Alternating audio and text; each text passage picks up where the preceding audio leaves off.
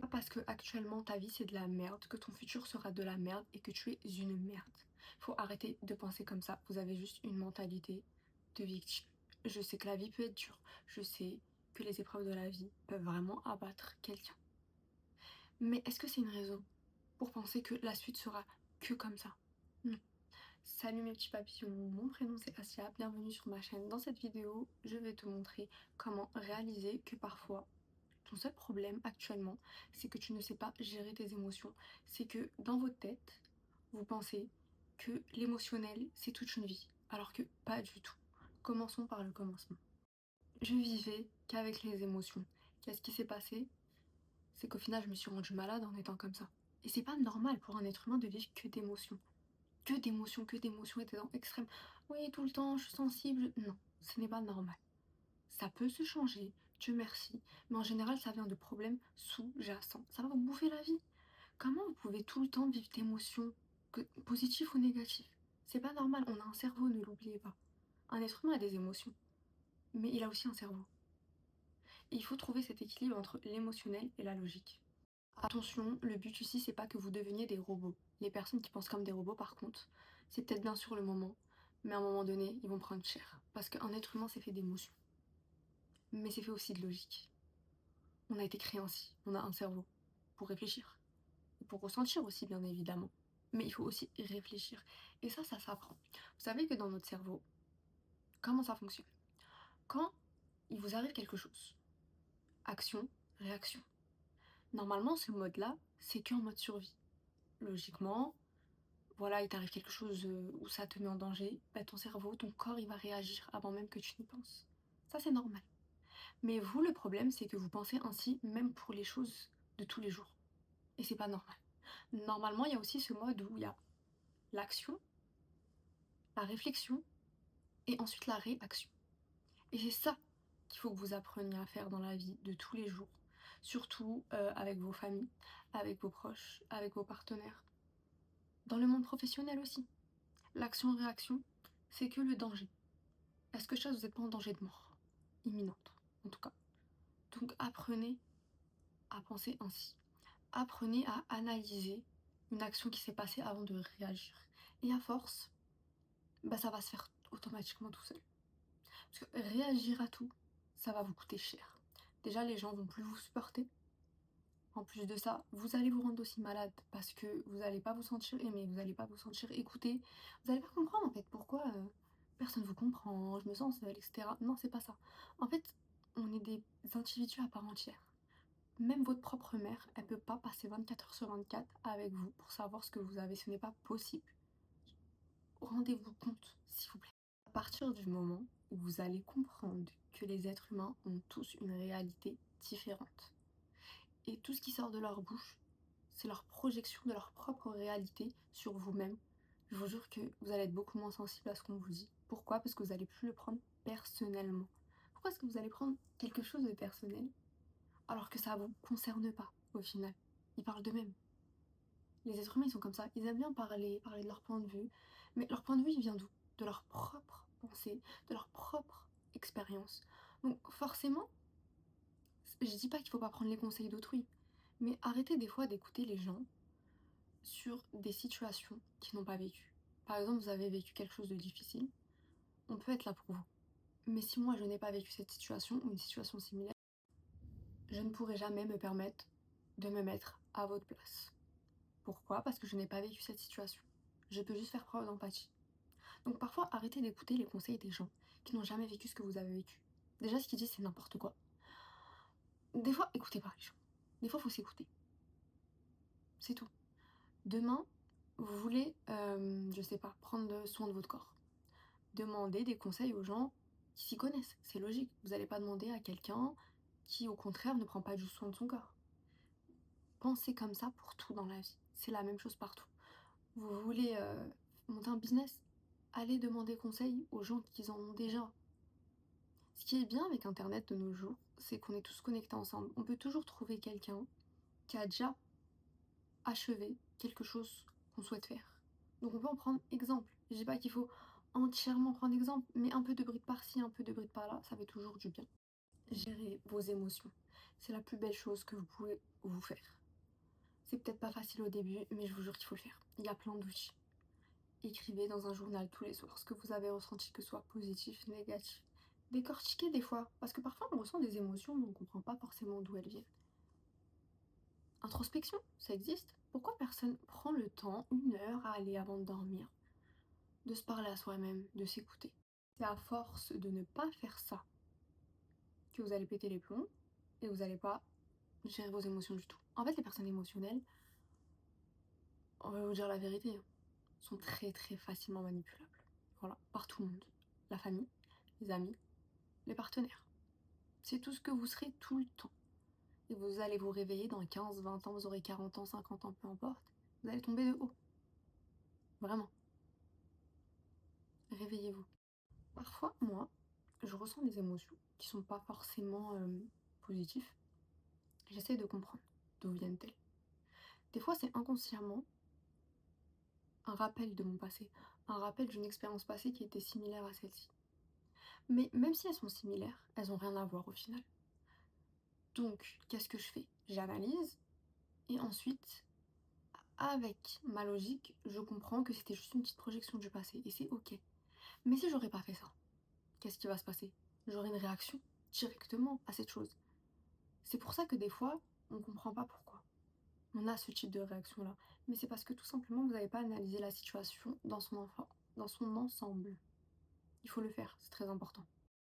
Je trouve qu'il y a bien une chose dans ce bas monde que rien pourra acheter, c'est la paix avec soi-même. Vraiment. Je connais plein de personnes qui sont millionnaires et qui sont pas heureux avec eux-mêmes. Et pourtant, est-ce qu'ils sont heureux? Non. Pourtant, ils sont millionnaires. Vous voyez ce que je veux dire? C'est une richesse que tout le monde peut avoir, ça s'achète pas. Ça se travaille, ça se cultive, ça vous change. Ça attire de nouvelles perspectives d'opportunités. De nouvelles personnes aussi rentreront dans votre vie. Des personnes qui vous permettront d'évoluer, des personnes qui vous feront vous sentir bien en fait, tout simplement. Mais si vous êtes tout le temps en train de réagir à tout, ça va pas le faire. Moi personnellement, je fuis les gens comme ça. J'aime pas les gens qui réagissent à tout. Ça m'énerve. J'ai 25 ans, j'ai pas envie d'apprendre à gérer les émotions d'autrui. Je n'ai pas que ça à faire. À ce que je sache, je n'ai pas d'enfant. Donc ce n'est pas mon rôle de faire ça. Le problème avec les êtres humains, c'est que, moi la première, c'est que quand on change, c'est quand vraiment on est au fond du trou. Moi j'ai toujours changé que quand j'étais au fond du trou, pas avant. Tout le temps il faut qu'il nous arrive un truc assez grave, peu importe, hein, pour se dire ah non, là, vraiment faut que ça change. Et ensuite on change. Donc c'est pour ça que je commence à mieux apprécier les choses négatives dans la vie. Parce que je sais que si j'aurais pas été au fond du gouffre à certains moments de ma vie, je serais pas la personne que je suis déjà actuellement. Et je vais encore évoluer, donc forcément je vais encore connaître d'autres épreuves difficiles. Donc comprenez la beauté de la chose. C'est des moments difficiles. Sur le moment, t'as pas envie de vivre ça, c'est clair. Mais c'est des moments qui t'ont permis de changer. Comme ça, à 360 degrés. Et l'être humain, des fois, c'est ce qu'il a besoin. Peu importe en ce que vous croyez, je crois en Dieu, donc je vais référer cette vidéo à Dieu. Mais Dieu vous envoie des épreuves pour vous réveiller des fois. Parfois, vous ne voyez pas comme ça, mais c'est pour vous réveiller. Si vous perdez un travail, c'est que c'est pas fait pour vous. Si vous perdez un partenaire, c'est que c'est pas fait pour vous. Arrêtez de forcer le destin. Des fois, ça doit couler facilement. Si c'est pas facile, c'est trop dur, ce n'est pas fait pour vous, c'est tout, tout simplement. Faites les causes autant que vous voulez. Mais moi, je parle de vraiment choses où on est sur des années de lutte. Un être humain, c'est pas censé lutter pour avoir de l'abondance financière, pour trouver un bon partenaire de vie, ce genre de choses. C'est pas censé lutter. C'est censé découler facilement. Si c'est vous luttez, c'est que c'est pas la bonne personne pour vous. C'est que cette situation n'est pas faite pour vous. Arrêtez de tout le temps lutter, lutter, lutter, lutter. Vous perdez votre énergie. En plus, ça sert à rien parce que dans tous les cas, c'est pas pour vous.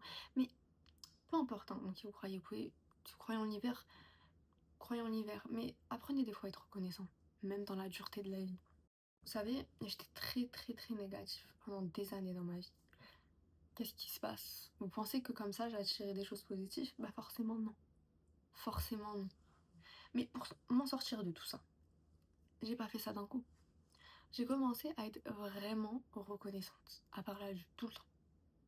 Pas que quand je prie 5 fois par jour, mais je parle aussi avant de dormir, je parle aussi à Dieu quand je me réveille, je parle aussi à Dieu quand je marche dans la rue. tout le temps, la reconnaissance, tout le temps. Parlez à Dieu comme si c'était votre meilleur ami. Vous allez voir comment votre vie elle va changer. Vous êtes unique, il vous a créé. Pourquoi il voudrait pas votre bien? Si il en aurait fini avec vous, vous ne serez même plus de ce monde. Et j'ai commencé comme ça à intégrer petit à petit la reconnaissance dans ma vie. Par exemple, chaque jour, je cite 5 choses pour lesquelles je suis reconnaissante. Parce que peut-être moi j'ai cette chance aujourd'hui, mais peut-être d'autres dans le monde ne l'ont pas. Juste d'être reconnaissant d'avoir pu manger à sa faim, reconnaissant d'avoir pu d'être en bonne santé, ce genre de choses par exemple. Et plus encore. Et juste de pouvoir voir. Soyez reconnaissant de ça. Merci mon Dieu, parce que je peux, j'ai la vue en fait. C'est tellement beau en plus. Et plus vous entrez dans cette énergie de reconnaissance, vous allez voir comment la beauté de la vie, vous allez beaucoup plus la voir. Ça va changer. Parce que votre mental, il vous entend. Votre cerveau vous entend à chaque fois que vous êtes reconnaissant. De tout. Je suis juste reconnaissante de marcher. Je suis juste reconnaissante pour cette nature. Commencez à faire comme ça. Et je vous jure que le mal-être, il peut un peu diminuer. Comme ça. Parce que la reconnaissance, elle est comme ça. Et qu'est-ce qui va arriver après? Tout ce que vous demandez, tout ce que vous voulez, tout ce que vous souhaitez, il va arriver comme ça. Comme ça. Pourquoi? Parce que vous avez été reconnaissant. Mais parlez aussi à Dieu de vos problèmes.